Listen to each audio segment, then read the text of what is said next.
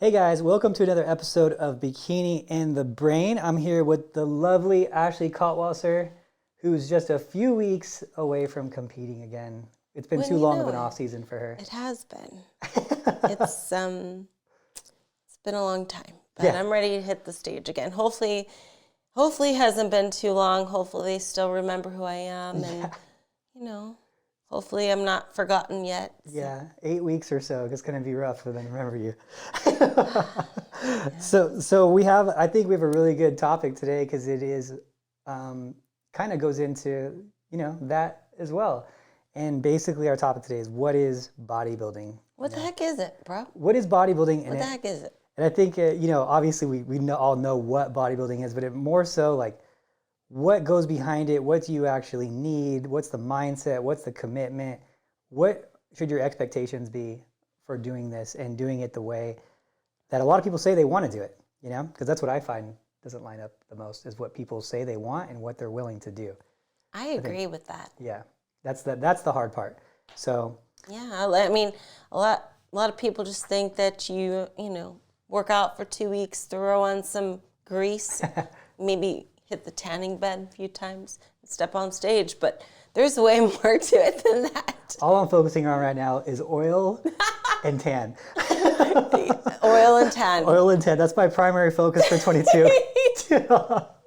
Next year we'll worry about the muscles, but let's one step at a time. Baby oil. Just slather yourself in baby oil. Slide into your shows backstage. Yeah, people might be surprised. More goes into it. It's just that. Yeah, I think that's the biggest misinterpretation people get when they say these lofty goals. Now, if you're just wanting to do, fitness be the fittest person at the party and be the fittest person at your neighborhood pool thing, well, that's different. And yeah, working out 3 days a week, 4 days a week, watching what you eat, absolutely go for that. But we're talking, okay, hey, I want to be fitness model physique. I get a lot of inquiries about, I'll hear, I want to be your next Ashley. I want to have glutes like Ashley, like that type of thing. Like that type of mentality, it requires a lot different than the 3 days a week. I had a girl actually email me over the weekend asking me about she wants to get to the pro figure stage. And I was like, okay, cool. Happy to ask, what are you doing for your workout? She's like, right now I'm working out 3 to 4 times a week and doing 20 minutes cardio when I work out. And I'm like, you do realize how muscular these figure girls are, right? 3 times a week is not going to cut it. It's not going to cut it. So this is kind of what brought this topic on. Mm-hmm. I was like that the disconnect of what it takes and what you're doing is so great that there's not even a point of starting right now. Yeah. So okay.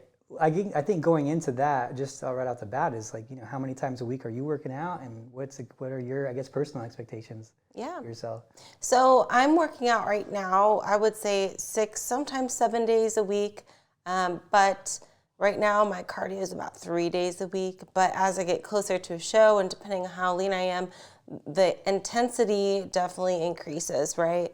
And I would even go as far to say not only keep in mind that I'm doing it that many times per week, but I've been doing this for a long time. So it's not like I just, started training last year. And I also had a pretty good base to start with too, which is something we can go into a little bit as the starting point, I was a collegiate track athlete. So even going into my first show, I prepped for 2 months, believe it or not, because I was already kind of there. As far as NPC standards were back in the day, which it's a lot more competitive now. But, I think everyone starts at a different point, and a lot of times, people think that they have a good physique and they're working hard, and they might be doing yoga 3 times a week at their local gym, and then, take the dog for a walk on a few days per week, and they think it's enough. But it's not, the level that you have to work out at is much more intense than your local gym yoga class, and you might not be used to it, and it might be a little shocking whenever you first start to get into the prep world and train like an actual competitor. You might be very surprised. Yeah, I think that especially bikini, it's a little less now than it used to be. But especially when bikini first started, you'd have a lot of figure competitors and women's bodybuilding competitors, and they'd always kind of be ragging on bikini. Even the bodybuilders would always kind of be ragging on bikini in the beginning. Oh, train like a bikini competitor or whatever. And as the years went on, and in the original, 2010, 11 bikini, way back then, before you were doing it, I think, and they would, it was a little easier. You could go and see a waitress at a local restaurant and be like, you should compete, and then 6 weeks later have her on stage type of thing. Like that was pretty normal back then when it was just a fitness model contest, which is originally kind of how it started. I don't think people realize that's how it started, was the model searches is how bikini was invented back in it wasn't even that long ago. It was like 10 years ago. Well, let's say like 13 years ago, 14 years ago. They would have these like flex model searches where people would show up to these bodybuilding shows and basically be men's physique guys and be bikini girls, but there was no division for them, so they would try to like win these model searches. And you'd win the model search, you'd get in the magazine, you'd win a prize and all that stuff. So it was basically a small bikini competition back then. And they got to be pretty good size. And then they actually ended up creating a division called Bikini. So it really was a model search show. So I get the perception that it wasn't that hard to do bikini back then. But then as it's evolved, bikini is now sometimes more muscular and definitely leaner than figure was at the same time they were doing the model searches back then. So, bikini is it's a lot of work now. It is a full-on bodybuilding contest. It's just in a bikini posing and bikini, where the everything still matters, like hair and makeup and all that still too. Yeah. So it's a fitness model bodybuilding contest.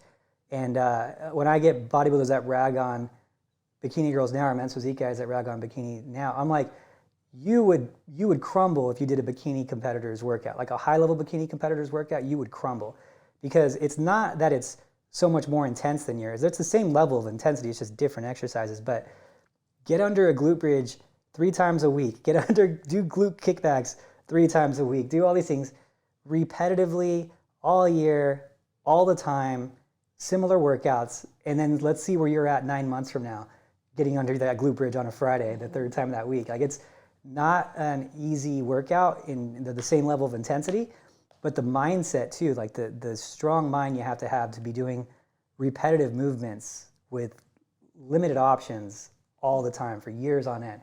That's what gets a lot of people in the gym too, is that I'll get people that are like, they'll say, oh, I want a different workout, and it's been like a couple weeks, and I'm like, these people do this for like a long time, like years, this type of scenario, because you're training all these like small brackets of bikini looking, glutes lifting, and it gets so funneled down to limited options that you're just always under that bridge. And I'm like, dude, it's a lot mentally. The bikini girls are tough girls these days. Dude, we living under that bridge like a troll, you know? That's like a homeless person living under that bridge. We need a homeless bikini shirt. I've been living under this bridge. That's gonna take off. That's good. Oh my gosh. Goodness gracious. Call it hobo bikini. That's our new clothing line. Living under the bridge. That's good. I mean, the mindset it takes to do that, repetitively, same movements all the time, working on these muscle groups, shoulders, glutes, hamstrings, keeping the waistline small. You run out of options. You're very funneled to few exercises at that point, So I don't know how you get your I think it's just good to set this up and just talk about the mindset required for this. Mm-hmm.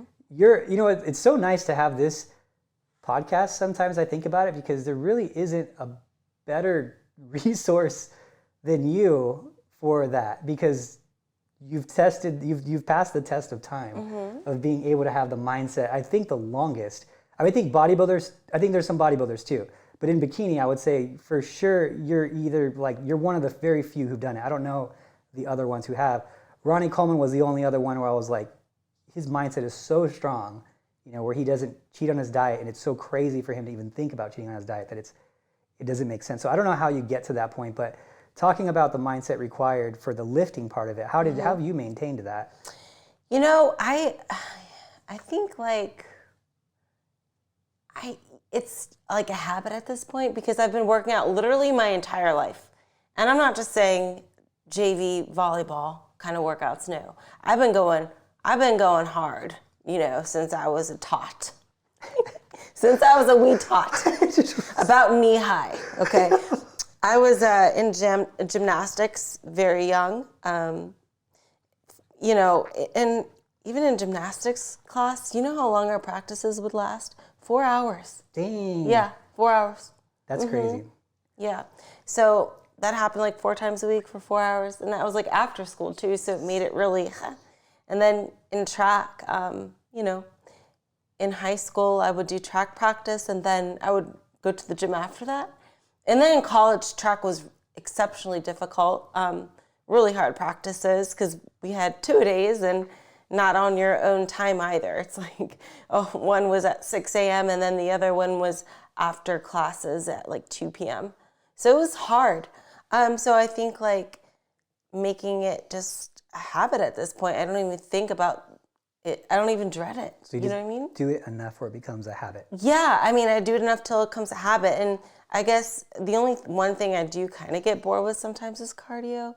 But when I do Orange Theory classes, that kind of solves that issue because it's not like every day I'm on a step mill. I'm doing something different every time I go in for cardio. Yeah. So that definitely helps, like making it different in that sense. But like you mentioned with the lifting, you as a bikini competitor, you kind of can't mix it up that much. So you're kind of stuck with a few different exercises, and depending on what body part you're overpowering and what body part you need to bring up, that also limits your choices too, because unlike, bodybuilding where you just get as big as possible, in bikini, a lot of girls will have that body part that they need to stop training because it's overdeveloped for the division. Yeah. And for me, that's abs. I have not trained abs since I was a fetus. Because if I train abs, they will get very developed, and for bikini, we don't want overly developed abs. So that's just one example, but you definitely have to pull back on some exercises and spend more time on other body parts. So, yeah. Okay, yeah, and then that's another good point too of like what you should be training and what is the expectation for bodybuilding or for bikini building, So actually, I'm gonna go back a step because you talked about doing gymnastics practice for 4 hours and you were working out during that time too? Gymnastics practice, I wasn't going to the gym after because I was a tot. Okay. I was a wee little thing up until middle school. Okay. But I did, in high school track, I went to the gym after high school track practice. And then in college, I didn't go to the gym after because we did do 2 days anyway. Okay, cool. So I'm just, the reason I'm mentioning that is because people think, if they're training hard and with intensity that they risk overtraining, and that the body is so capable of doing so much more than people think. And so when we talk about overtraining, because that's the problem you run into a lot. We talked about that earlier today, is that people think they're going to overtrain so easily. They're like, oh, I can't train 6 days a week because I'm just that person that overtrains. And I'm like, no, you're probably nowhere near overtraining. Like the amount of volume you can handle from a workout standpoint is so high. You got to understand, and when I talk to people like overtraining, at college athletes, like you're talking about college athletes, these guys will do a harder workout than most bodybuilders in the gym in terms of like the nervous system and what's required out of the nervous system, because the movements are generally more explosive. They're not isolated like on a, you're not seeing these high-level basketball players doing bodybuilding workouts where they're sitting in a preacher curl and isolating their bicep. They're doing compound explosive movements, and then they're practicing for a few hours a day, and then they're doing their cardio and other training on top of it. So we're talking, these guys are in there training for their sport 6 hours a day, counting lifting, counting cardio, counting their practice, their actual practice. So it's a full-time job, and they're not overtraining. So I think that's, and I would say more times than not, the average prep person has a better diet than the average athlete person, because the average athlete person, they're not really having a nutritionist, they're not checking in with a diet coach. You know, when you reach like NBA and stuff, it's different. But even then, I mean, a lot of them don't even follow like a strict diet. A lot of those guys don't. So, I mean, Shaq, come on. Like that guy's not following the plan he should have been following for his career. But so we have the nutrition to recover. We're specializing in the proper supplements to recover, the right amount of amino acids, all that. So you overtraining is just so unlikely. So yeah, push it in the gym. I think that the expectation, hopefully a few of you are listening to this, if your goals are to have that fitness model, high level bikini physique, you got to be willing to put out that high level bikini work, you know? And I think that connection needs to be made for so many people out there. Yeah, absolutely. I think like I hear that a lot too, and I feel like people use the overtraining thing as an excuse to kind of slack off a little bit. You know, they might say, "Oh yeah, I've already trained 5 times this week, and you know I'm sore." And it's like, "Okay, well, what's sore?" And they'll be like, "Oh, my arms." And I'm like, "Oh, what are those 2 things you're standing on though? What are those? Legs? Okay, well then train your legs if your upper body's sore. The heck? What the heck is this bull crap kind of excuse? I ain't got time for that." And just train your legs if they're sore anyway. You know what I mean? Just go for it. It's not going to break. You're not going to break. You're going to be fine. So, I mean, I couldn't tell you how many times I trained sore, you know, and then you don't think about it after your first set. You just keep going, you know? So, yeah, I think it's important because the bikini athletes of today are the figure athletes of, 10 years ago. It's true. And the work that's required is, it's pretty extreme. It's not this. The sport is not an extreme sport. Now, if you're thinking about it any other way, I'm sorry to tell you, but that's just the reality of things. And that's why I think it's important to do this type of podcast. It's like what is bodybuilding, because now we have to talk about, what is your cardio, what's your eating like, how consistent is it, what are your off seasons? There's just so many things that go into it. Yeah. Like expectation wise. So I think a lot of times people don't realize the effort it takes is because one, maybe they didn't have any athletic background growing up, or two, and I think most likely the case, a lot of people did play a sport when they were younger and they played like high school or middle school sport. Like, I'm sorry, JV soccer is a lot less intense, okay, than what we're doing, and the effort it takes, to be a pro anyway and to be successful. So this isn't like, high school sports. It's the next level. Even though I will say some high school sports definitely push it, no doubt. But I feel like if we're talking about even middle school and stuff, it's kind of like, they're likely not going to push you till you throw up or anything like that. And they definitely did in college, though. Holy crap.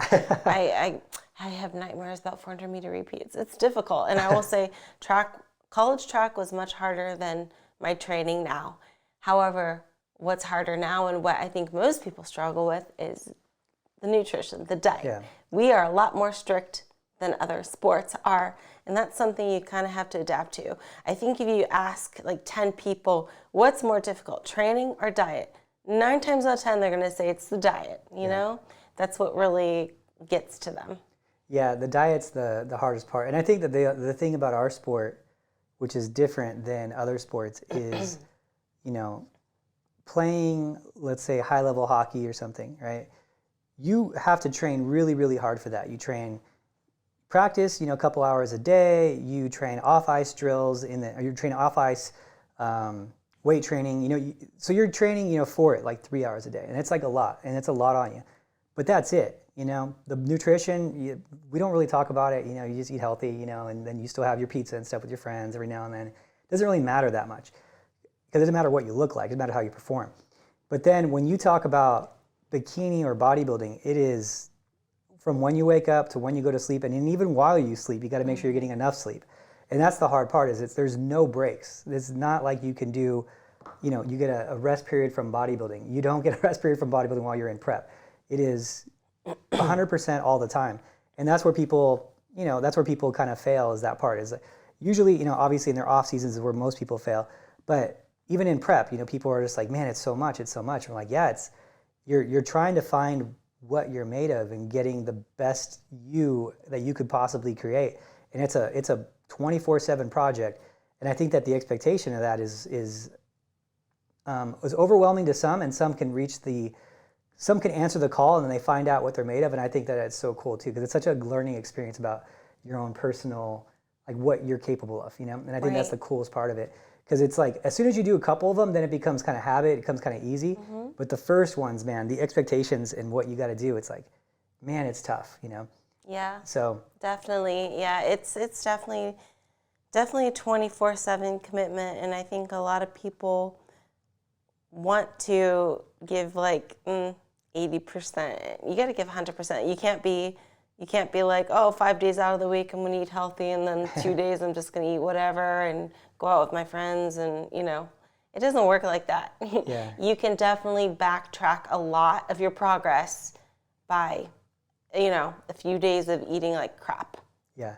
And it's unfortunate, but you pay a big price for it. Yeah, you do pay a big price for it. I had this one, it was like a sound bite that someone took out a long time ago. I might have been on Celeste's podcast, I forget. But I said bodybuilding,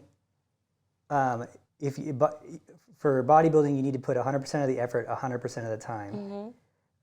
If you put out 80% of the effort, you will not get 80% of the results. It doesn't work that way. You know, people think that, oh, I was mostly on. I was like 90% on. I was mostly on. I'm like, if you put out 80% of the effort, you're probably going to get 30% of the results. It's not like a direct correlation of effort to results. And so the problem when you do is go off diet, when you're talking about doing like a prep diet, the problem is depending on how much you go off, of course. But let's say on average, so let's say an average bikini competitor, when they're getting ready for a show, they'll lose, if they're small, like 5 foot, they'll lose like a pound a week. That's a good healthy amount of body fat to lose. If they're, 5'5", they're going to lose, 1.5 pounds, 1.3 pounds, 5'9", maybe 2. So that's kind of the ranges of a successful prep is going where you're not losing too much muscle, you're not working too hard. Those are kind of the ranges of how much you should be leaning out.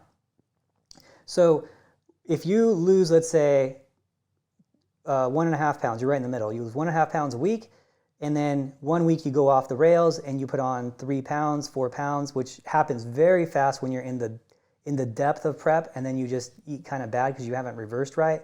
It happens very fast. You put on 4 pounds. Well, you don't just lose that week of progress. You lose the remaining weeks until you get back to where you were when you started that original week that you cheated. So if you put on, let's say, 4.5 pounds, well, you lose 1 week because you didn't make any progress that week. And then you lost 3 weeks in which you lost 1.5 pounds those 3 weeks. And then when you start week 5, when you're back to baseline where you were originally, well, now you're more adapted because you've been dieting harder to lose those 4.5 pounds. So it's like a whole thing. So your price that you pay is it's multiplied, it's a multiplied price of that cheat. So it's a heavy price you pay. It's kind of like, how we say you can't cardio off bad diet. It's kind of like the same price. It's like a hamburger is so easy to eat, but to do the cardio is so hard to do. Right. And it's the same thing like with time of dieting to make up for, going off of it. So it's just, I think this podcast, I think, can go a lot of seem like a lot of negative and how it's like, hey, this is tough. But I think at the end of it, it's just like, if you just stick to the plan, you follow it, and you find what you're made of, and you give yourself the best effort, and you do these things, you're going to be successful. You're going to love the way you look. Your mindset is going to be so strong. That's one of the things I find really consistent too. When I find a good bikini competitor, they're always a strong mindset in their life too. They're successful, they're driven, you can count on them. It's just it's a consistent thing, and you see it, and it's really cool to see that apply in their life too. They're usually the hardest workers in their regular world too. They're successful in their careers. They're it's a different thing. I don't know if it's just the sport trains you for that to be better. I know for sure the sport trained me to be better as running this and all that. So I imagine it's just the same. It's the same thing, So totally. It's pretty cool because it does develop people, not just bodies, So right. So exactly. we got that part out of it. I think the other thing that's important to go into, but now that we're talking about diet, is what's a realistic calorie expectation for someone in prep? Because I get this one a lot too. Oh.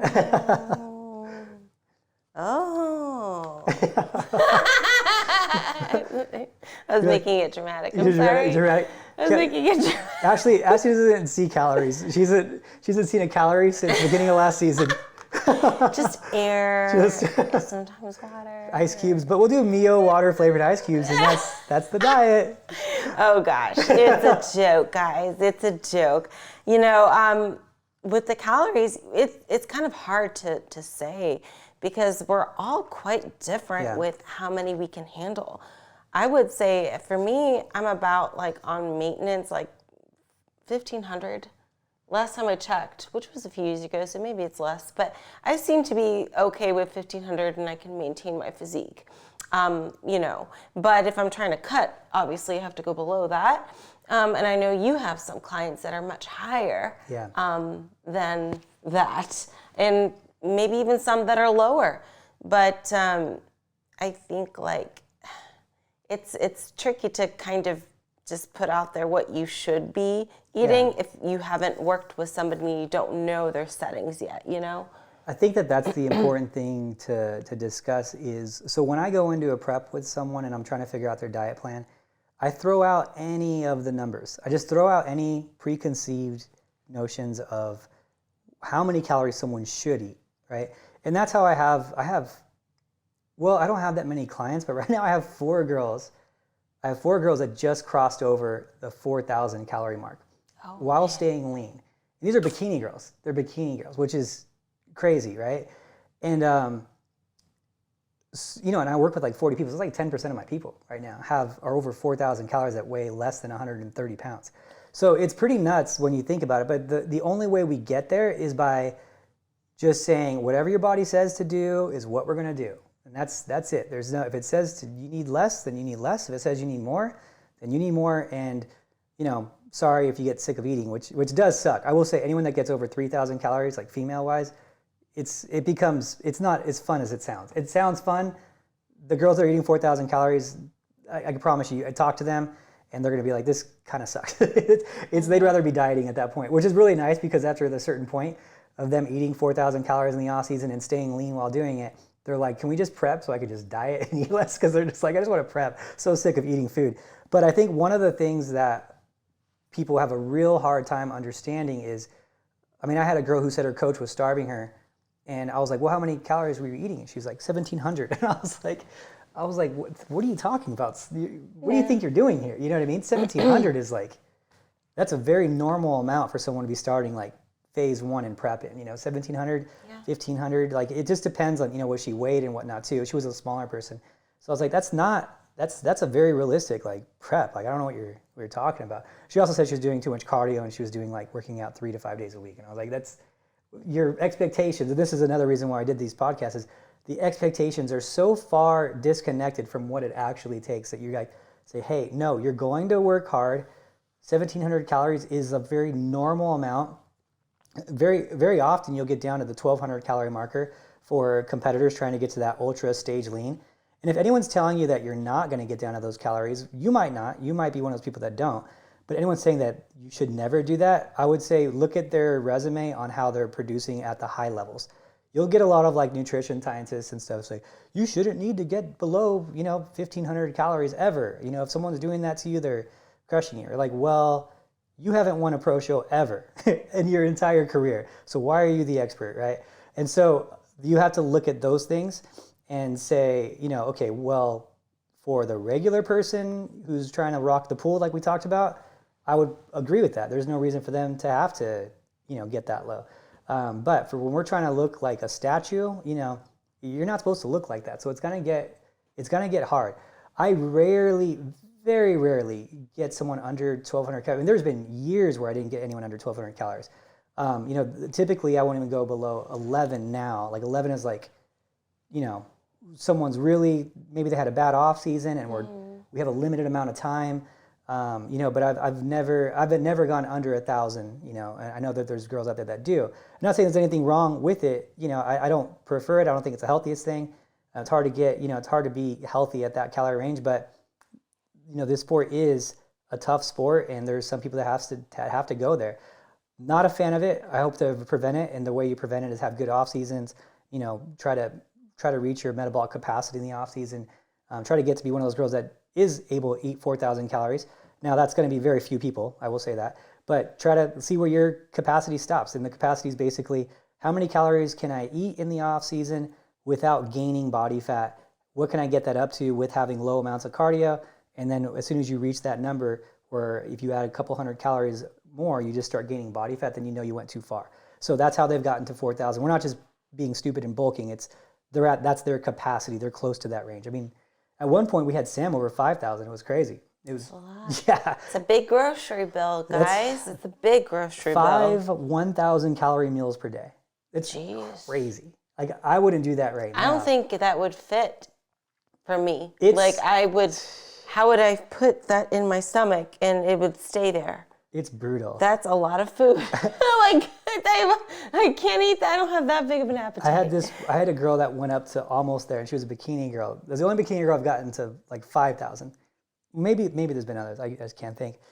But we had to do this like Starbucks coffee drink, which was like, it was like total junk food. You know, it was like sugar and this and that, because it was like there's no physical way to get more calories in here. So it was like 800 calorie Starbucks drink she had.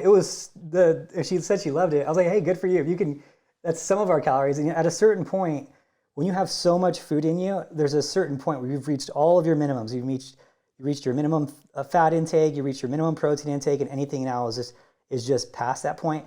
Your macronutrient doesn't even really matter anymore at a certain point, because you're eating so much food that you're so far past your minimums, and you're so far past like the diet of, oh, I need carbs at this time or whatever. Like, you just have food all the time that it's just like, yeah, eat whatever. It doesn't even matter at this point. Like, it's just so ridiculous how much food you're eating. So calorie-wise, yes, have those expectations. Do what it's going to take. Obviously, you want to stay healthy while doing it. I want it to be sustainable. I'm always the guy like, hey, let's do this. Let's sustain it. That's why Ashley's, at like 1,500 or so calories in the off season, because you got to remember what she's doing is different than what you're doing. She's competing all year long. I'm sorry. I think I missaid. Am I at 1,500 cutting? Wait. You start at 1,500. You start at 1,500 because I feel like, no, on some days I'll have spikes. Yeah. So my off season isn't 1,500 every day. No. But I'll have like higher days. Yeah, it's still not maybe crazy average more like in the 1,700 for off season, and then go below 1,500 for preps. Sorry, I made that really confusing. So her starting preps, we'll just taper down from about 15. I think right now it's 1,540, and she's 4 weeks out, 3.5 weeks out. 3.5. Yeah. So but the next couple weeks are going to be a pretty grindy couple of weeks. Cardio's going to go way up, calories going to go down. I don't think I don't have that much to lose right now. But I will say that's the advantage of maintaining. Yeah, and that's why the calories don't get up to so crazy numbers. And then the thing with her is we try to get her a little too lean for the show, just by a little bit, and then we try to feed her into that last week with like a mild reload. So it's a different attack, but it works well for her. Yes. So it's just different for every person. So I guess that would be the calorie expectations. As an average, I would say expect 1,700 to 2,300 in the off season, depending on your height and how many times you've dieted and what your goals are and how lean you want to stay. Those are all factors. In season, if you have a lot to lose and you haven't maintained very well, expect to get to those lower numbers. If you've maintained your body fat really well, you could be 3.5 weeks out from a pro show at 1,500 calories at 5'5" on 125 or so pounds, and that's very realistic. That's very realistic. So I guess just have the right mindset in these things, because these are what the true numbers are. And you might see some of these crazy preps where you see girls doing 800 calories, 700 calories. I am not a fan of that. We're not doing that up in here. No. And we're not doing the hours of cardio either. No. That's where you run into some issues. So I will say that there's a limit that where I don't think is smart to go to. And if you're having to do that, if you're having to do 2 hours of cardio and eat 800 calories, like, what are you doing in the off season to cause that? You really have to look at that, because that's not how professionals do any sport. Professionals don't, do any sport where they just really focus for, 12 weeks, 16 weeks, and then go to shit for 6 months, 4 months, and then focus again. No professional sports are done that way. So if you're expecting to be a high level at this, it's not going to happen, just like it wouldn't happen in those other sports. The same thing. If you saw LeBron James come to his first game of the year 50 pounds overweight every year, you'd be like, what are you doing? It would take him probably 3 months, 4 months of in season to actually get in shape enough to be where he was at before. And we don't want to be playing that catch the last physique thing. That happens so much, and it sucks because those are the girls that are ending up, at those 800 calories doing 2 hours of cardio, and then their hair's falling out, and they're like, the sport ruined me. And I'm like, no, you suck at off season. That ruined you. You suck at off season. That's what ruined you. It's not the sport. The sport's fine. Like you lift hard, eat clean, eat 1,200, 1,500 calories. You're gonna be just fine with that. You start doing some crazy stuff in the off season. You start doing 2 hours of cardio, 800 calories multiple times throughout the year. Yeah, your hormones are gonna get off. Your hair might start falling out. You're gonna have some issues at that. You can't sustain that for a long period of time. So it's a year-long thing, and I think that I'm glad we're talking about this one because it's unfortunately that's a common thing. Oh gosh, yes, Yeah. I see it too much. Yeah. And now that we're on cardio too, go right ahead on the cardio. Like, what are the expectations? Oh, because you talked about cardio too. Yes. So cardio, you gotta do it. And that's it. And thank you guys so much for listening. We'll see you next time. If you don't learn anything from this podcast, I want you to learn. You got to do it. You got to do cardio. No. I'm glad I didn't have a big fifth that I was drinking. So, I mean, just like the calories, cardio will be kind of different for everyone, but most people do cardio. And it's a great way to get lean, but it is a very undesirable part of prep. I don't think a lot of people look forward to cardio. A lot of people dread cardio. I don't mind it too much, but I will say when I'm first getting started with the season and having to increase the cardio, I hate it at first, but then I learned to love it and I enjoy it, and then I get to wake up and do cardio and I feel rejuvenated. It can be invigorating. A great way to start the day, but I do think it sets a good tone for the day. But yeah, so cardio, I think for the most part, a lot of times coaches will have their athletes do, elliptical or treadmill running or incline walking or step mill. I don't see a lot of people doing cycling and stuff, just because for what muscles it's kind of targeting. And honestly, I don't like cycling or biking because it takes a long time to get out of breath or get my heart rate up. I'm like, this is a waste of time. I could have ran in 1/4 of the amount of time of this cycling bull crap. I don't like it. But anyway, I'm getting off topic. That's a good part of the topic. Yeah. That's a good part of the topic. Yeah, so you won't see me on a stationary bike unless I'm injured or something. But I think as you prep enough and you've done this so many times, you'll find the cardio that's fun for you, that you like. For me, I've liked to do 10K races are a lot of fun for me because it's I don't know, it's an event and you get to compete with other people and the scenery, you get to walk or see out the outdoors and not be confined to just a treadmill, looking at the wall. I don't want that. Some people like to do workout classes, Orange Theory is fun too. There are different ways to do cardio to make it more enjoyable for yourself. But, it's sometimes you have to find what it is that you like to do.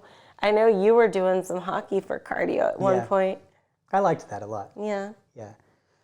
I think that's a good point of it is the enjoyment of cardio, You're going to do it for a long time, so try to find something that you like.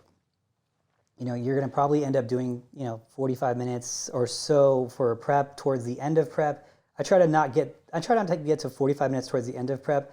I'll progress someone starting off with as low as cardio as we can in the initial phase, and I try to kind of progress it in a systematic way. So 16 weeks out to 12 weeks out, I'll try to do 3 sessions, and then from 12 weeks out to 8 weeks out, I go to 4, and then from 8 to 4, I try to go to 5, and from 4 to 0, I try to go to 6. That's kind of the progression in terms of frequency. And then I'll try to just slowly increase. And if I can do that and the body's still responding the whole time, I can usually get through a prep with 45 minutes or less of cardio, generally less. Very rarely do I got to go above that. And if I do, it never goes above an hour for anyone, but that's pretty rare, like a couple times last year type of thing. So I think that's the best systematic way of going about cardio, because if you start off right away, right out the gates, and you're doing an hour cardio, when your body gets used to that and you start getting more adapted to it, then expect to be doing double that towards the end. So how you set up is an important way. But cardio expectations, like when you're in the gym and you're getting ready for a show, expect to be in the gym about 2 hours total a day, 1 hour workout, an hour or less of cardio. That's a pretty realistic expectation for show prep, not for regular life and regular maintaining and whatnot, but show prep. Right. So now one of the things that you were talking about was actually right. The type of cardio you pick is going to be a big factor in how successful that cardio is. So if you're on a bike or you're on even an elliptical, it's a pretty stabilized piece of equipment. Like you're stabilized, you're not using your natural movement, right? You're on a bike that's fixed, you're on an elliptical that's fixed movements. And because you're not doing your natural movement and because you're stabilized, you are going to burn less calories than if you were doing a run. That's a really good point. Yeah. See, I didn't even think of that. That is like, wow, I'm learning. I learned something new today. Yeah, the more comfortable you are, think of it as the less calories you're burning. And that's going to be consistent all the way through. It's a lot easier to do seated bicep preacher curls on a machine than it is to do barbell squats. You're going to get out of breath for one, you're not going to get out of breath for the other. And the reason is you're less stable, you're using a lot more muscle groups, and of course you're going to burn more calories doing that. So same thing with cardio. The less stable you are, the more calories you're going to burn because you're in a less stable environment. So and it's your body's natural movement pattern too. Mm-hmm. But so that's going to be a big factor in it as well. So if you want to keep your calories as high as you can, pick a cardio that's as much calorie burning as you can. Because the lower benefit you have from cardio, the more you're going to probably have to make up for it in diet. So that's one of the things. So with you doing like Orange Theory, I think it's awesome because you get like a bonus little workout in there here and there with like the dumbbell stuff they do, which isn't going to be muscle building, but it's extra calories and it's not going to cost you any muscle. Right. And then you have the fun factor of it. It gets it done. It's scheduled, so that gets that part of it done for you too. Yes, accountability. Yep. Mm-hmm. And then you have yourself a consistent, it's like 40 minutes of nonstop movement throughout that too. Technically an hour, but like you mentioned, some of it's weight, so it's more of like the circuit. So you get little breaks in between. But yes, I would say about 40 minutes of actual cardio. But yeah, I think it's great. And then I can also track the calories I burnt too. Yeah. So that's kind of cool, She's the queen of splats. I'm splat queen up in here. The splats are, what is it? We talked about it once. You get the orange minutes spent in a fat burning zone, so in the orange or red zone. Okay, so it's a high heart rate. Yes. I think it's like 85% of, there's a thing called Curvonin formula that's like 85% or more of Curvonin, which is like pretty intense. You have to be pumping. It might be 80%. You're got to be pumping to reach that zone. And I guess it's a 1 hour class. What was your record of how many minutes it was? I feel like I've forgotten. I want to say 40 splats. It was at least 40. I know that. 40 splats. It was at least 40. That's crazy to be at that zone for 40 minutes. I did the class and I was like at 13, I think. 13. But I was like, I only did it a couple times. But you burnt more calories. I probably burnt more calories, yeah. Because guys burn more calories and it's not fair. We weigh more, that's the math. Big girls burn more calories than me. I think so now, so that's the cardio expectation, the food expectations, and the weightlifting expectations. It's pretty much... Yeah, and also I think it's important to go over, is it designed for the sustainability or extremes? And we might have touched on it a little bit, but something to add is like, I think like a lot of times with that expectation people have is like they're going to feel amazing every day, and once they get just a little bit uncomfortable because maybe their calories dipped and they don't have quite the amount of energy they used to, then they, it's a disappointment and it's like time for the complaining. But in reality, you probably should expect that sometimes you're not going to feel like you have the most energy, And that's how it is, especially when you get close to a show. A lot of times people just feel a little more lethargic. But, that's something to be aware of because, like mentioned, it's for kind of like the extreme factor, not necessarily sustainability. We're not we're not planning on looking like this for the rest of our lives, although I wish. That would be kind of awesome. But if we're looking for more of like a lifestyle, like, feel great every day and kind of not go to that same amount of body fat percentage as competitors are, we're talking about a whole different routine, schedule, and diet. So yeah, I think that the last thing, the biggest piece is going to be the mindset and the expectations and the, willing to, I don't want to say willing to suffer. Willing to get uncomfortable. Yeah, my friend, he says that a lot, and he's right. He's right by saying it, but I think that's a harsh word. Right? Yeah, I mean, we're not like on our deathbed. Yeah. Like that. I wouldn't say we're suffering. I mean, that's a bit much. Yeah, well, he's extreme too, but he's maybe he's a little baby. Maybe he is suffering. I mean, I will say I'm just uncomfortable. But. Okay, so getting a little uncomfortable would be the way to go if you wanted to get to that level, and that's the reason that I don't do it anymore too. Is that I've accepted that I don't want to go to that extreme anymore. I like lifting. I like eating clean and healthy. I want to be a good version of me, but I know that what it's going to take to be the best version of me in terms of my physique. And it's a whole thing, I want to go through. I do want to go through it a couple more times. I probably won't prep like do a show, but I do want to go through it a couple more times because it just, for me, it was always like, it was nice to accomplish it, to like get through it, and you're like, okay, I did that. And as soon as you're right, as soon as you're in, like, I would say, it usually would take me, I don't know, 2 weeks to 3 weeks of like having to go through it before I desire to go through it. Type of thing. Yeah. And then at that point, then it's just like, okay, this is the routine. And then you start thinking of food as like, oh no, I wouldn't even want that right now. Like, why would I even want that hamburger? You know what I mean? So it does take some like mental training of it. But I like going through it once in a while. I'm gonna do it. I'm gonna definitely get like that lean like once this year. That'd be fun. It is a cool feeling to kind of impress yourself, right? It's like, oh wow, I can't believe I did that. Like, wow, look at me. It is a cool feeling. It's like such a feeling of accomplishment, and I love surprising myself and being like, whoa, I didn't even know I could do that. I didn't even know I could look this way. So when I see like improvements and stuff, like it gets exciting for me because I'm like, I can't believe that's me. Oh my gosh. It's really cool to like reflect on and be like, if I was able to do this and I exceeded my expectations because I stuck to everything 100%, like what else am I capable of doing? If I can change my physique like this through dedication and consistency, what else can I accomplish in life, Yeah, that's pretty cool. I think the same thing. It's pretty spiff. Yeah. Pretty spiff. I owe, everything to prep, personally. Prep. Yeah. Thank God. I pray to prep every night, Thank you for everything. The prep God? No. The saint of prep? No, the saint of prep, no. Just the glute gods. They delivered, though. They delivered. Now we get to pray to the shoulder saints. Yes, the shoulder saint. That's what you've been, that's what's going on. You've been giving your attention to one guy. Yeah, you're right. There's others. So funny.